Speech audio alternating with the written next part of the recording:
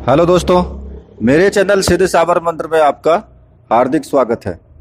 और दोस्तों, आज मैं आपके लिए लेकर के आया हूँ एक बहुत ही अच्छी साधना, जिसके लिए कि कुछ व्यूवर्स ने मुझसे पहले कहा भी था कि गुरुजी ये साधना आप डालिए।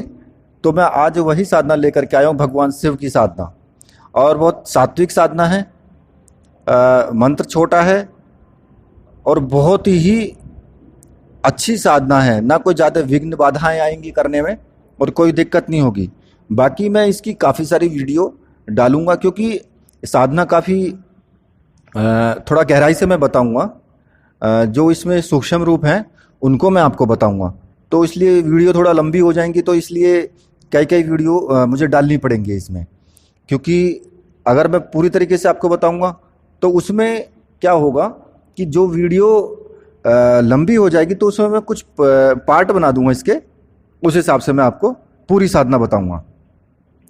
और देखिए दोस्तों, जो चैनल पर नए हैं, जो लोग वीडियो को देख रहे हैं, उनसे मैं रिक्वेस्ट करूंगा कि चैनल को सब्सक्राइब कर ले और साथ में ही बेल के बटन को भी प्रेस कर दें, ताकि जो भी वीडियो मैं डालूं उसका लेटेस्ट नोटिफिकेशन आपको मिल जाए और आप उस वीडियो को देख पाएँ। वीडियो अच्छी लगती है तो आप लाइक ज़रूर कर दें, और अगर कोई प्रॉब्लम आती है तो मुझसे कमेंट में आप पूछ सकते हो। और नीचे मैंने डिस्क्रिप्शन में भी लिंक दे दिया है टेलीग्राम का, वहाँ भी आप उस ग्रुप में भी ज्वाइन करके वहाँ भी अपनी कोई समस्या हो तो उसका समाधान आप वहाँ से पा सकते हो। और दोस्तों, वीडियो को पूरी देखना, क्योंकि जो मैं इसमें बीच में आपको जो भी निर्देश मैं दूंगा उसके लिए, क्योंकि आप स्किप कर दोगे तो फिर आपको पता नहीं लग पाएगा, आप कहोगे ये तो सब व्यर्थ है, ऐसे ही है। तो इसलिए वीडियो पूरी देखना। तो देखो, मैं आपको पहले ही सचेत कर देना चाहता हूँ कि जो साधना आप कर रहे हैं उसमें शत्रुओं से जरूर सावधान रहना है। शत्रु कौन से? कि जो आपके लिए विघ्न पैदा होंगे। इसमें विघ्नों के बारे में भी मैंने वीडियो बनाई हुई है। 14 विघ्न कैसे कैसे होंगे, यम नियम के क्या सिद्धांत हैं, उसकी दोनों वीडियो मैंने बनाई हुई हैं, जो कि डिस्क्रिप्शन में लिंक दिया हुआ है। वहाँ पर जाकर के आप क्लिक करके वहाँ से वीडियो पहले देख लें। साधना करने से पहले वीडियो देख लें आप वो, क्योंकि उसमें मैंने विस्तार से बताया हुआ है। तो सबसे पहले मैं आपको बताऊंगा कि गुरु मंत्र जरूर लें, कोई भी अच्छे गुरु का सानिध्य लें। और गुरु दीक्षा के लिए भी मैंने उसमें दिया हुआ है, जो मेरा टेलीग्राम है, टेलीग्राम ग्रुप, वहाँ पे मैंने दिया हुआ है कि आप कहाँ से ले सकते हो। तो इसलिए आप पूरी तैयारी के साथ इसमें बैठेंगे, क्योंकि इसमें जरा सा भी आपको कोई भी ऐसा काम नहीं करना है कि जिससे कि बाद में आपको दिक्कत पैदा हो। और ये भी मैं आपको बता देता हूँ कि अच्छे गुरु का ही चयन करें, ठीक है। और इस साधना में आपको विघ्न भी आएंगे, बाधाएं भी आएंगी, और वो उनका निवारण भी होगा अच्छे से। ऐसा नहीं है कि निवारण नहीं होगा। तो कुल मिलाकर के ये है कि आप विघ्नों से सावधान रहें। विघ्न कैसे आएंगे कि आपका मन उचट जाएगा, आप कहेंगे कि नहीं नहीं नहीं, मुझे ये साधना नहीं करी यार, कहाँ फंस गया मैं। इस तरह की विघ्न सहसा ही, मतलब कि कहीं कोई सर्प की फुंकार आपको लगेगी पास में, और या फिर कि एकदम से कांप जाना, माला हाथ से छूट जाना, ऐसे ये छोटे मोटे विघ्न आएंगे। मतलब कि इतने बड़े विघ्न नहीं आएंगे कि कोई आपके सामने दुष्ट आत्मा यहाँ करके खड़ी हो जाएगी, क्योंकि भगवान शिव का मंत्र है, शिव की साधना है, तो फिर ऐसी दुष्टों को तो कोई मतलब ही नहीं होता। और अगर आपने अगर यम नियम के सिद्धांतों का पूर्ण रूप से पालन किया है, तो फिर ये विघ्न भी आपका कुछ नहीं बिगाड़ पाएंगे। क्योंकि विघ्न उन्हीं को ज़्यादातर परेशान करते हैं कि जिनका ध्यान नहीं लग पाता है, जिनको बाहरी सारी वस्तुओं का ज्ञान होता है, पता लगते रहता है कि भाई कहाँ क्या हो रहा है, कहाँ खटपट हो रखी है। और जब आपको ये आप ध्यान में रहोगे तो आपको आपका विघ्न जो है कुछ भी नहीं बिगाड़ पाएंगे। ये मैं आपको पहले ही बता देता हूँ। और अगर आपने प्राणायाम वगैरह या फिर जो भी यम नियम के सिद्धांत है, इंद्रियों का दमन अगर आपने ठीक तरह से किया है, तो फिर कोई दिक्कत नहीं है। और बैठने का अभ्यास सबसे पहले है, क्योंकि आप कम से कम 2-2.5 घंटे आप बैठ सकें इस तरीके से। और जब बैठने का अभ्यास कर लेंगे ना, पहले एक आसन को आप सिद्ध कर लेंगे। आसन आपको कौन सा रखना है कि आप जो भी आपको अच्छा लगे, मतलब कि जिसमें आप सुख सुविधा से बैठ सकें, चाहे सुखासन ही क्यों ना है। अगर किसी को सुखासन में बैठने पर आराम मिलता है, काफी देर बैठ सकता है, तो फिर वो सुखासन में ही बैठे। ऐसा कोई जरूरी नहीं है कि आप जो है पद्मासन लगा करके बैठें। तो मेरे कहने का मतलब ये है कि आप अभ्यास कर लें उसका, बैठने की मुद्रा का, कि आप सीधे तन करके बैठे, सीधी गर्दन रहे, और उस आसन पर जब आपको आसन सिद्ध हो जाएगा तो आप बहुत अपने आप को हल्का फुल्का सा ही महसूस करोगे, आपको ज़्यादा दिक्कत नहीं होगी। मन देखो, मन चलायमान ही होता है, मन कहीं ना कहीं भटकता रहता है। सब मेन चीज होती है कि मन को ही खींच करके लाना, एक जगह केंद्रित करना, कि भाई कहाँ भाग रहा है तू, यहाँ। तो इस तरीके से उस मन को जो है इधर उधर ना भटकने दें। अगर मन इधर उधर भटकेगा तो फिर आप ध्यान ही नहीं लगा पाओगे, और जब तक ध्यान नहीं लगेगा तो वैदिक साधनाओं में मैं आपको बताऊं कि ये कोई साबर मंत्र और तांत्रिक साधना नहीं है, ये वैदिक मंत्र की साधना है। और जब वैदिक मंत्र की साधना करोगे तो वहां पर आपका ध्यान लगना बहुत जरूरी है। अगर आप ध्यान नहीं लगा पाएंगे वहां पर तो साधना सफल नहीं हो पाती है, उसमें त्रुटि रह जाती है। तो इस तरीके से आपको जो है पूरा ध्यान लगाना है उसमें। और साधना सामग्री आपको एक दिन पहले से ही ला करके रख लेनी है। उसमें आपको क्या क्या चाहिएगा, देखिए, अगर आपके कमरे का फर्श कच्चा है तो उसे गोबर से लीप लें, साफ सफाई कर लें वहाँ पे। और पूजन सामग्री के अतिरिक्त तो उस कक्ष में कुछ भी नहीं होना चाहिए, और बिल्कुल एकदम खाली होना चाहिए वो। और अगर पक्का है तो फिर उसको धो धा करके अपने अच्छी तरह से साफ कर लें। और इसमें आपको रुद्राक्ष की माला चाहिएगी, क्योंकि भगवान शिव की साधना है। तो फिर आप समझेंगे, आप तो समझते ही हैं कि रुद्राक्ष है तो उनका सबसे प्रिय है, तो रुद्राक्ष की आपको माला चाहिएगी। और शिवलिंग चाहिए। अगर शिवलिंग नहीं है तो फिर आप मूर्ति भी रख सकते हो, मूर्ति वो रख सकते हो आप। शिवलिंग है तो बहुत अच्छा है, और शिवलिंग भी 11 उंगल लंबा शिवलिंग होना चाहिए, ठीक है ना।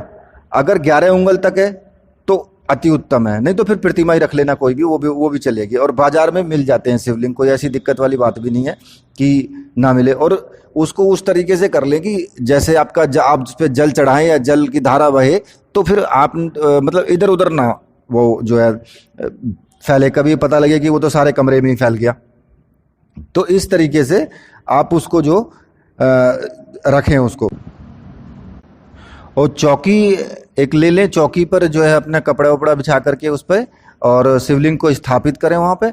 और जो पूजन जो करना है आपको, पंचोपचार पूजन कर सकते हो। और सब जानते हैं, जो थोड़ा बहुत साधना के क्षेत्र में है तो पंचोपचार पूजन सभी कर लेते हैं। वही आपको धूप दीप वगैरह करनी है, और अपने जो भी जैसे कि अक्खा के पुष्प होते हैं, आग के पुष्प होते हैं, धतूरे, तो वो सभी इस पे चढ़ते हैं। तो वो ला करके आप उसको अपनी सुविधा के अनुसार जो भी है वो कर सकते हो। आसन आपको जो है कुशा का रखना है, इसमें माला रुद्राक्ष की होगी, आसन कुशा का होगा। और अपनी सुविधा के लिए आप उसके ऊपर कोई भी साफ वस्त्र आप बिछा सकते हो, कि कई बार लोग ज़्यादा देर नहीं बैठ सकते कुशा के आसन पे, तो उसमें आप क्या करोगे कि उसके ऊपर कोई कपड़ा बिछा लें और उस पर बैठ सकते हो। उस तरीके से जो मतलब व्यवस्था ऐसी कर लें जो अच्छा लगे आपको। और माला 108 दानों की होनी चाहिए, माला 108 दानों की होनी चाहिए। कंडों की भस्म होनी चाहिए। देखिए, वैसे तो मतलब कंडों की भस्म का मतलब है कि राख होनी चाहिए, जो आप अपने माथे पर त्रिपुंड लगाएंगे और अपने कंधों पर ये सब गले में, वो आपको जो है राख लगानी है। वैसे तो लोग पूरे शरीर पे ही भस्म मल लेते हैं। विधान तो ये होता है कि चिता की राख होनी चाहिए, लेकिन पर ये कोई तांत्रिक साधना नहीं है, ये वैदिक मंत्र की साधना है। तो इसलिए मैं तो इस चीज़ से सहमत नहीं हूँ यहाँ पे। तो ऐसे ही मतलब आप राख ले लें जो कि शुद्ध हो, और उसको अपने शरीर पर लगा लें। तो उस तरीके से आप साधना में, जब आप साधना करें तो आप ब्रह्म मुहूर्त में आपको अपनी ये जो खाट छोड़ दें, बिल्कुल उठ जाएं, और उठ करके और स्नान आदि से निवृत्त हो करके साधना कक्ष में आ जाएं। पंचोपचार पूजन करें भगवान शिव का। और ये ना सोचें कि आज सोमवार के दिन से ही स्टार्ट करनी है हमें, या फिर मंगलवार के दिन से। भाई, ये भगवान शिव की साधना है, देवादिदेव महादेव है, आप इसे कभी से भी स्टार्ट कर सकते हो, कोई सा भी दिन रख सकते हो। ये कोई जरूरी नहीं होता कि दिन मुहूर्त ये देखना। अरे भाई, दिन मुहूर्त तो देखना उनके लिए होता है कि जो प्रभु ना हो। अब भूत प्रेत इधर उधर की साधना करे तो भैया देखो दिन मुहूर्त देखना पड़ता है। बाकी इसमें आपको कोई भी आवश्यकता नहीं है किसी भी तरह की दिन या मुहूर्त देखने की। सब दिन सब मुहूर्त उसी के हैं। भगवान की साधना कर रहे हो तो फिर भगवान की साधना में सब कुछ उसी का है जब उसकी साधना करते हैं तो। और आपको जो है पूर्व दिशा की तरफ मुख करके बैठना है। पूर्व दिशा या फिर उत्तर दिशा भी रख सकते हो, दोनों दिशा सही हैं। और जो मंत्र आपको जाप करना है वो मैं डिस्क्रिप्शन में दे दूंगा, वहाँ पर लिख भी दूंगा और सब लोग जानते भी हैं। भगवान के शिव का जो मंत्र है जिसका आप उच्चारण करेंगे, ओम नमः शिवाय। लेकिन इस मंत्र का ना पहले क्लिक खोलना बहुत जरूरी है, क्योंकि हुआ क्या था कि इस मंत्र को भगवान शिव ने कील दिया था। क्यों कील दिया था? क्योंकि कलयुग में तरह तरह के लोग जो है, जो अभिचारी लोग हैं, व्याभिचारी, वो इस मंत्र से ना लाभ उठा करके दूसरों का बुरा करेंगे ज़्यादा से ज़्यादा। तो इसलिए उन्होंने क्या किया, उन्होंने इस मंत्र को कील दिया। तो इसका क्लिक जो है वो मैं डिस्क्रिप्शन में लिख दूंगा, वहाँ से आप नोट कर लेना। मंत्र जाप करने से पहले आपको एक बार इसके क्लिक को खोलना है, और मैं आपको वैसे भी इसमें भी बता दूंगा। और आपको क्या करना है फिर कि आपको क्लिक खोलने के बाद, जो मैं आपको डिस्क्रिप्शन में लिख दूंगा वहाँ से आप नोट कर लेना।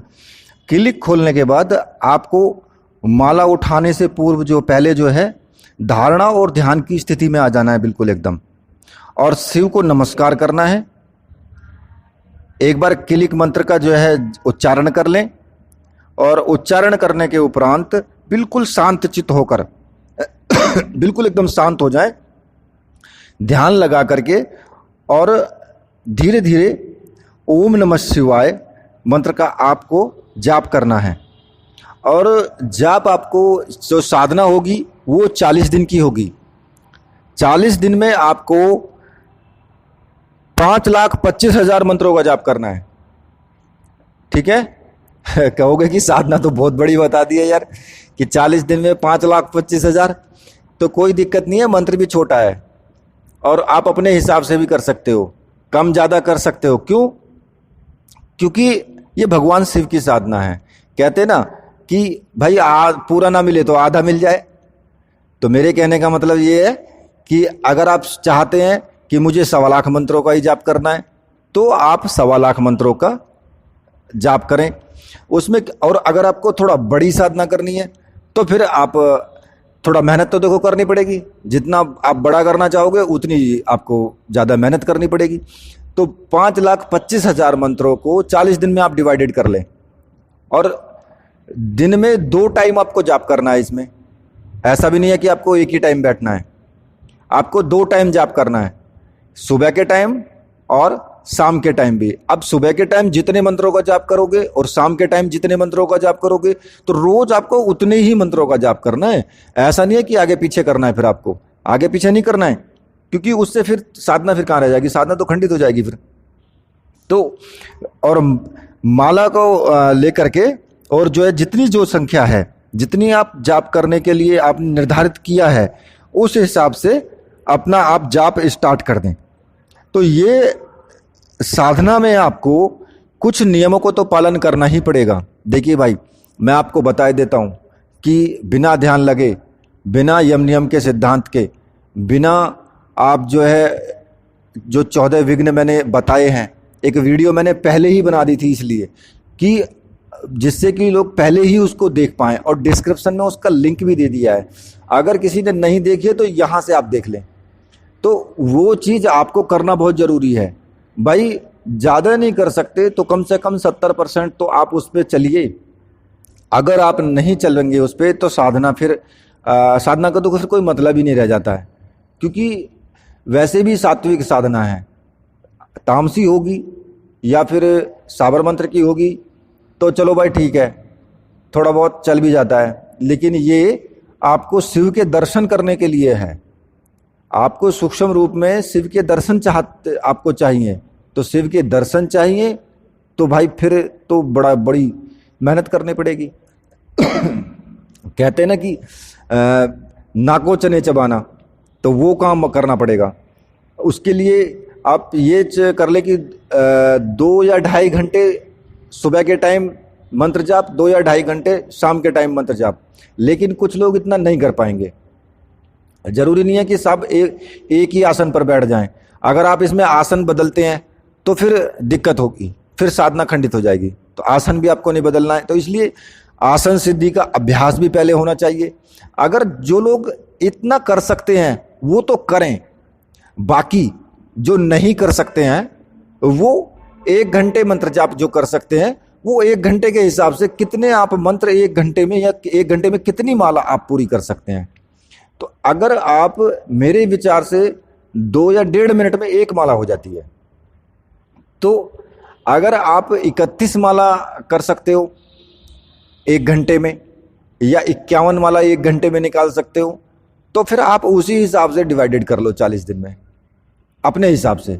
तो उससे क्या होगा कि आप साधना अच्छी तरह से कर पाओगे। अगर साधना एक बार 40 दिन की कर ली तो फिर दोबारा कुछ दिन रुक करके फिर दोबारा से 40 दिन का संकल्प ले लो, तो फिर उसके बाद संकल्प ले लिया। तो इसमें जो है शिव के दर्शनार्थ जो मैं ये जो संकल्प है ना, क्लिक में ही आ जाएगा, जो आपका शिव का जो दर्शन करने के लिए है। तो आप वो जब आप क्लिक खोलोगे तो उसी में आपको शिव दर्शनार्थ लास्ट में आ जाएगा, तो वहीं पे आपका संकल्प हो जाएगा पूरा।